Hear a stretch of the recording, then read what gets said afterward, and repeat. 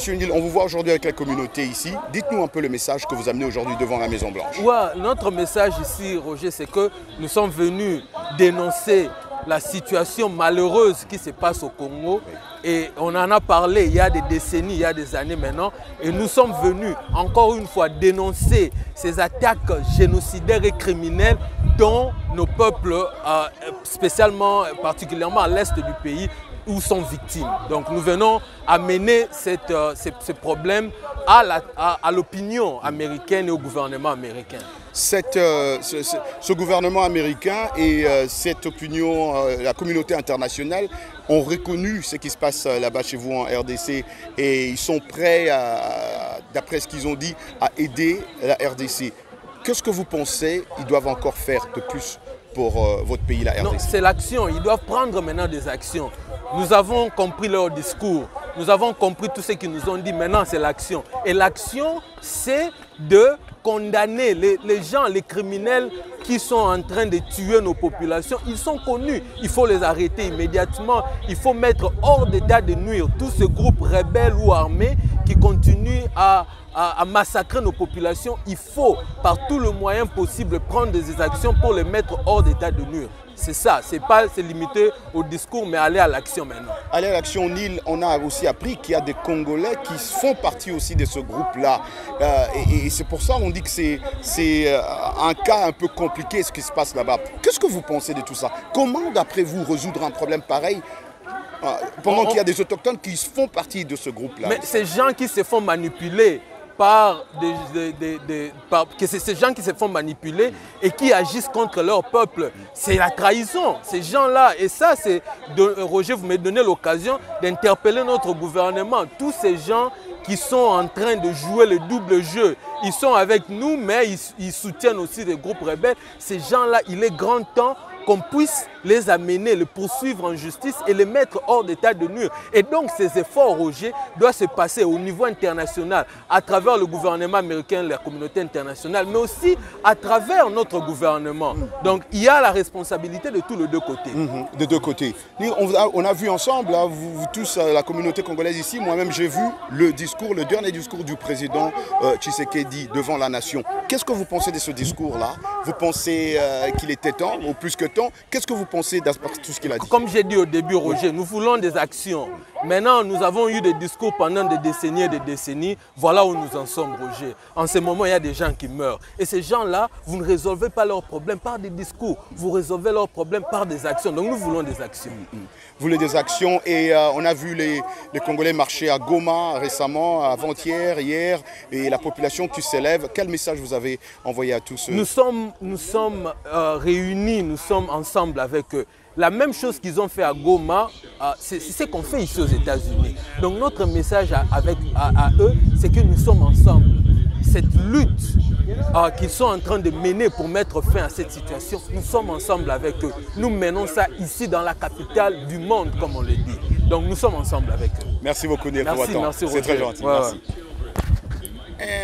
Zoé, vous êtes là, merci beaucoup d'être là. Merci. On voit la communauté congolaise ici, on voit les signaux derrière le drapeau. Qu'est-ce que vous faites ici aujourd'hui? En fait, nous sommes là, ici, aujourd'hui, devant la Maison-Blanche. C'est pour, en fait, comme on dit en anglais, bring awareness. De dire à tout le monde que ce qui se passe au Congo. Nous savons que ça fait beaucoup de temps, dans la région de l'Est du Congo, il y a des Congolais qui meurent. Et en ce moment, il y a eu même plus de 6 millions de morts dans cette région-là. Ça fait très mal. Ouais. C'est vraiment catastrophique. Oui. Nous sommes là pour dénoncer que le Rwanda, le gouvernement rwandais, est en train de supporter le rébellion dans cette région-là pour déstabiliser le Congo et prendre le minerai dans cette région-là. Et malheureusement, ils sont en train de tuer des gens. Alors nous sommes là pour dénoncer et dire à tout le monde que hey, this must stop, ça doit stopper. On va leur prendre ça. Zoé, la communauté internationale, les Américains, le gouvernement américain et les Européens, ils ont reconnu finalement que c'était le Rwanda a quelque chose à voir avec ce qui se passe à l'est de la République démocratique du Congo. Qu'est-ce que vous voulez encore de plus en ce moment? Qu'est-ce que vous demandez encore de plus? Okay, nous demandons le support. Vous voyez? Nous demandons le support parce que nous savons que les Nations Unies a une armée. Tu vois? Nous savons que les Américains ont aussi des armées. Tous ces pays-là ont des armées. Nous voulons vraiment qu'ils puissent envoyer leurs troupes ou les gens dans cette région-là pour protéger la population. C'est tout ce que nous voulons. Protéger la population et voir si nous pouvons amener de lumière à ce qui se passe dans cette région-là.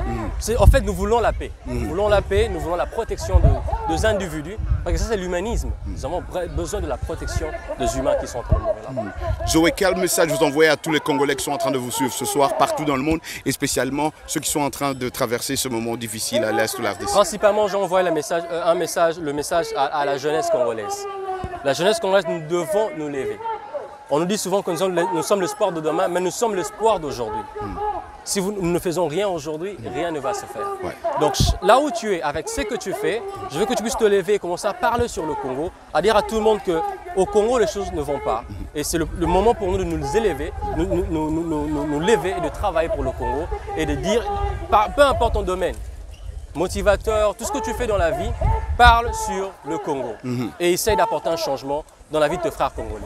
C'est tout ce que je peux dire. C'est tout. Bien, je suis d'abord enseignant de formation et de profession. Oui. Mais si j'ai arrêté ce que je faisais pour venir ici, c'est parce que je suis de cœur avec nos compatriotes qui sont sortis de leur maison sous le coup des armes. Oui.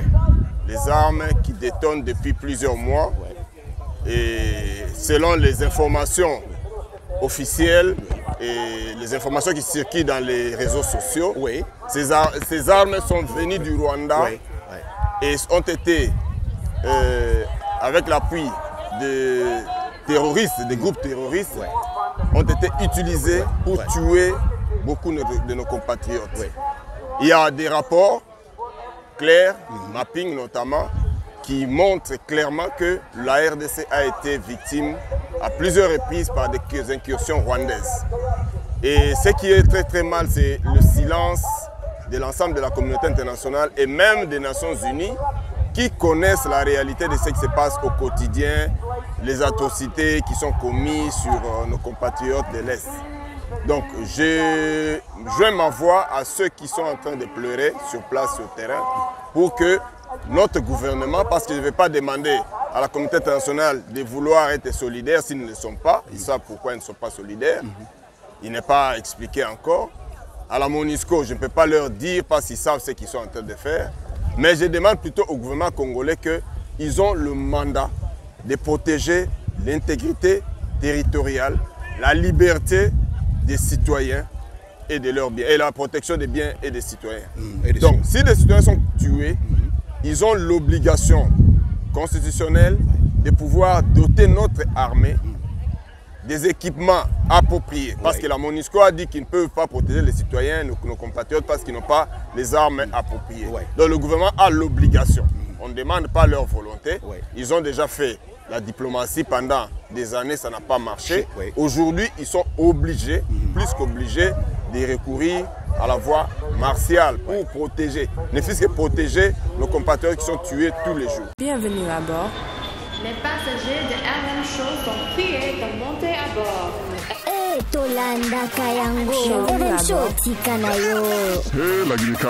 Salut les amis, ici Roger Moutou de VOA Afrique, chaque soir à 20h temps universel. Pourquoi? Venez voir avec moi.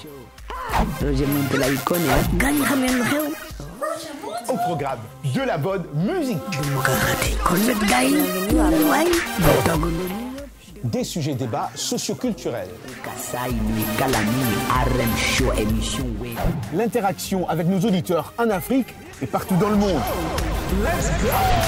RM Show, c'est notre communauté. RM Show, c'est chaque soir à 20h temps universel sur VOA Afrique. Peace Africa!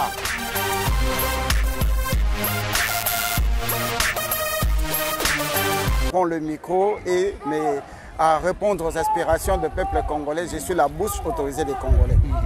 25 ans après, comme nous le disons à Kipende, 5 décades environ, nous nous retrouvons ici. C'est pour dire qu'on ne se fatigue pas de chercher à obtenir ses droits.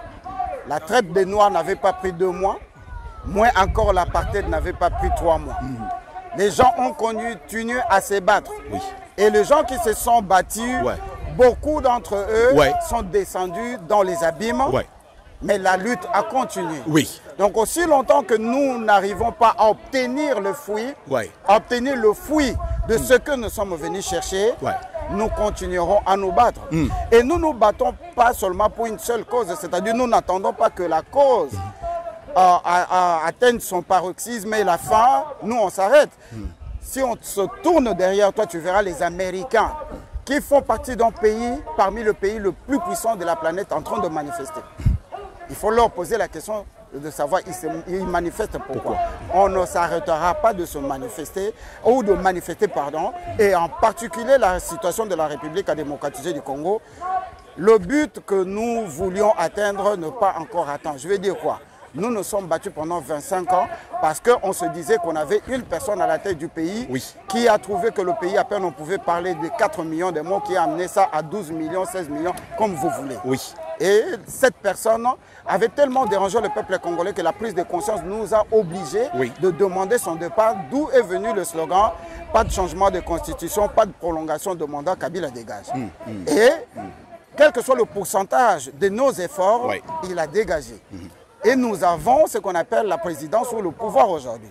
Et comme par hasard, il y a seulement près d'un mois passé, les gens qui sont venus nous donner la main forte, les gens qui sont venus pour nous aider à finir les atrocités qu'on appelle les Nations Unies, par le biais de son secrétaire général, prononça que nous sommes incapables de mettre hors de nuire les groupes rebelles ou la partie terroriste qu'on appelle le M23.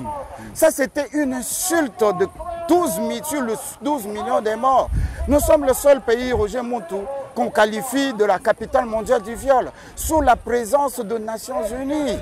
Si les Nations Unies, qui est toutes les Nations Unies, si les Nations Unies qui représentent toutes les Nations Unies, avec la puissance qu'ils ont, l'argent qu'ils ont, qui déversent 16 milliards de dollars par an, près de 1,5 milliard de dollars, Nambo Canabiso, tous ces gens-là se mettent ensemble pour que leurs représentants nous disent qu'il est incapable, ou l'Organisation des Nations Unies est incapable de faire face à une organisation terroriste, c'est qu'ils nous ont abandonnés à nous-mêmes. C'est la raison pour laquelle nous sommes venus devant la Maison Blanche, car dans la Maison Blanche abrite celui qu'on appelle le président du monde, ou la capitale du monde, où sur le sol américain se trouvent les Nations Unies. Donc c'était une réaction à chaud par rapport au dire du secrétaire d'État américain, le secrétaire, comment il s'appelle Blinken? Non, secrétaire général des Nations Unies. Et aussi au monde entier, car aujourd'hui, tout le monde pointe le Rwanda du doigt. Mais pourquoi les actions ne se prennent pas comme ils prennent? Vous parlez d'Antonio Guterres. Ouais. Pourquoi aujourd'hui les actions ne sont pas prises comme ils prennent des actions contre Poutine? 2 poids, 2 mesures. 2 poids, 2 mesures. Alors, merci beaucoup d'avoir bien analysé. Ça se voit vraiment que vous êtes un journaliste parce que vous analysez la chose pour nous. Et aujourd'hui, alors, on a vu, Gino, le peuple se lever à Goma, partout en RDC, partout dans le monde. On vient juste après le discours du président Félix Tshisekedi. Un discours que j'aimerais savoir de vous. Qu'est-ce que vous pensez d'abord de ce discours-là? Vous pensiez qu'il était plus que temps? C'était un discours fort? Il y a les actions qui vont suivre après. Quel est votre point de vue donc? Je ne pense pas qu'on doit continuer à mettre le chariot devant le bœuf. On en a ras-le-bol avec les discours. On est fatigué avec la diplomatie. À un moment donné, il faut savoir retoucher les manches et se mettre devant l'ennemi, le corriger correctement. Ça se passe dans tout le pays du monde. Pendant 25 ans de la diplomatie, le président a fait plus de 270 voyages pour essayer d'obtenir la diplomatie. C'est quoi le résultat? À un moment donné, il faut savoir changer les fusils de pôle. On ne peut pas continuer avec la même chose en espérant obtenir des résultats différents. La diplomatie, on n'en disconvient pas. Mais il faut regarder maintenant avec qui nous allons discuter, avec qui nous faisons cette fameuse diplomatie et c'est quoi le fruit que nous avons escompté pendant 25 ans. Donc il est temps maintenant de réaliser qu'on en a ras-le-bol. Et dans le discours, je n'ai pas encore fini d'analyser les discours parce qu'il y a une chose. Le président continue à appeler le M23 les forces négatives et une rébellion. pendant que le monde entier parle de la main du Rwanda au Congo, c'est-à-dire que le M23, c'est l'armée rwandaise en République démocratisée du Congo. Et Paul Kagame, dans une des émissions que j'ai suivies même sur La Voix de l'Amérique, dira ceci. You guys are accusing me about the DRC and accusing me to have my hands controlling or helping the M23. Qu'il a toujours nié d'ailleurs. Il a toujours dit. Mais nous ne contrôlons pas seulement le M23. Nous avons la main jusqu'au sommet de l'État. C'est sorti de la bouche de Paul Kagame. Kagame ne nie plus qu'il soutient le M23. Mais le paradoxe, c'est quoi? C'est quoi le M23? Le M23 sont le reste de gens qui sont sortis de RCD, RCD Goma et MLC. Quand ils ont fait la fusion et il y a eu des accords avec le gouvernement congolais de cette époque, ils sont rentrés dans le gouvernement, ils ont laissé les gens derrière sous prétexte qu'ils vont rester derrière pour protéger les Banyamulenge. Ces gens-là, 2 ans, 3 ans plus tard, se sont transformés en Kundabatoire, c'était quoi? RCD comme CNDP. CNDP. Ils se sont transformés en CNDP.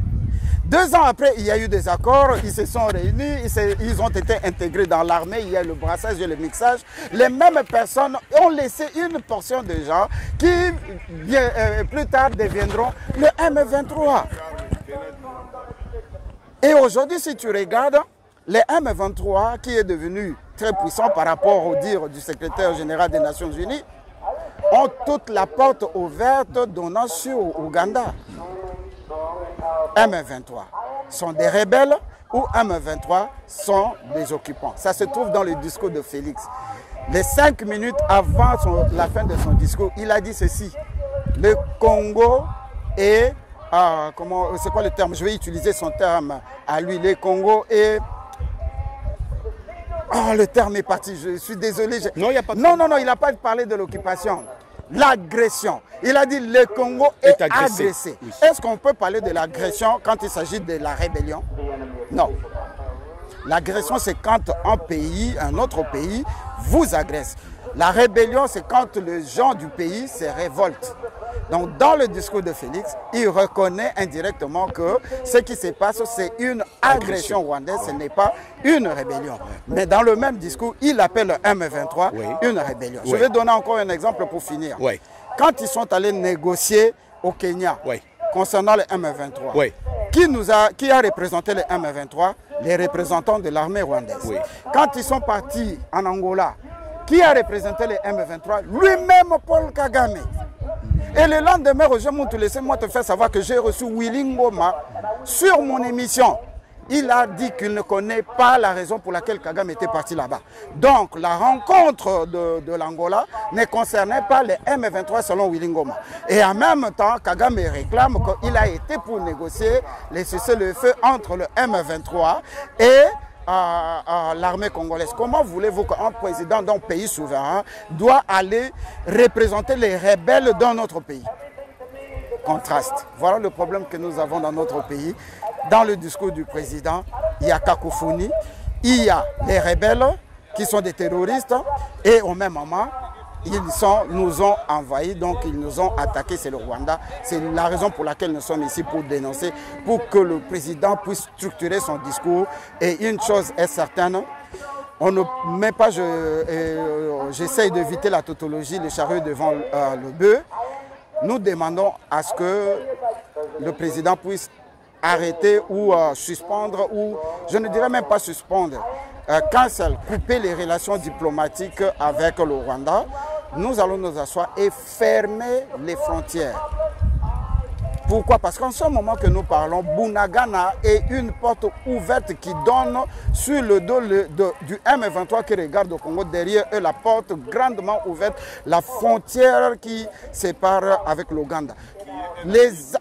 Un allié, bien entendu. Tout ce qu'on appelle comme toutes les armes, toutes les munitions rentrent par l'Ouganda, par la porte de Bunagana. Comment allons-nous gagner la guerre?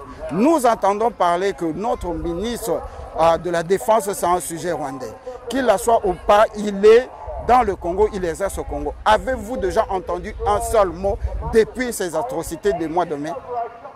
les ministres de la Défense, les ministres de l'Intérieur, qui est supposé protéger le peuple congolais. Vous l'avez déjà entendu une seule fois. Et moins encore, le président du Parlement. Pas du tout. C'est là où se pose le grand problème. Mais maintenant, au moins, il y a la première institution, donc le président, vient d'en parler. Ben, parlons maintenant de vous-même, Maître Djino. Avez-vous maintenant espoir? Parce qu'on sent maintenant qu'il y a une évolution vraiment autour de cette histoire maintenant. Parce que c'était pendant des années, c'était encore... on essayait de cacher ça. Mais maintenant, il est plus que tard de ne plus... Parce que toute la communauté internationale, tout le peuple congolais se lève aujourd'hui. Avez-vous espoir, vous personnellement, que finalement, je pense, moi, Maître Djino, que quelque chose pourrait arriver pour que cette partie de la RDC vive en paix? L'espoir est parce qu'on ne peut pas être pessimiste, on doit être optimiste. Mais pour que cela y arrive, vous me permettez la comparaison, certes n'est pas raison, d'essayer d'illustrer ça avec ce qui se passe au Mali. Il nous faut l'appui du chef de l'État. Rappelez-vous quand Mouzé avait donné l'ordre que tout Congolais doit se défendre. L'armée rwandaise qui avait envoyé à cette époque-là avait les mêmes armes, le même commandant, qui sont jusqu'aujourd'hui, même s'ils ont été mités. Mais un seul mot du chef de l'État avait permis à ce que l'armée ne se batte pas, mais la population se batte. Aujourd'hui, au Mali, ce n'est pas le peuple forcément qui s'est levé. Ce sont les généraux et les officiers qui entouraient le président, qui avaient trouvé qu'il était temps que nous puissions nous lever pour notre nation. Et ils se sont mis derrière le peuple et ils ont donné un mot d'ordre. Il faut que la révolte commence dans l'armée. Pourquoi je dis dans l'armée? Parce que l'armée n'arrête pas d'accuser ou de s'auto-accuser en disant que nous sommes infiltrés jusqu'à la moelle épinière à la commande. Et le président, ce qu'il fait, il ne fait que tamiser et remplacer au lieu de enlever. Une fois pour toutes. Une fois pour toutes. Parce que le chef d'état-major adjoint chargé de la logistique et des opérations était Obed, un sujet rwandais qui est venu avec le RCD Goma. Il a été remplacé par un collègue de Bosco Taganda qui est accusé de près de 43 chefs d'accusation là où se trouve Bosco Taganda, au CPI. La personne qui est remplacée, a été un adjoint de Kundabatoire dans les CNDP. Dites-moi, nous ne faisons que recommencer un pas en avant, un pas derrière. Le président Félix ne sera pas là où se passe la commande, les commandes ou la commande. Il est toujours en voyage, il se déplace, il a donné l'ordre, ça suffit. Mais qui va faire exécuter l'ordre? Comment voulez-vous gagner la guerre avec les infiltrés que vous connaissez que ce sont les infiltrés, mais ils sont toujours là? C'est là où se pose notre problème. La solution n'est pas seulement chez Maître Djino, la solution c'est la responsabilité de tout un chacun, en commençant par les sommets de l'État.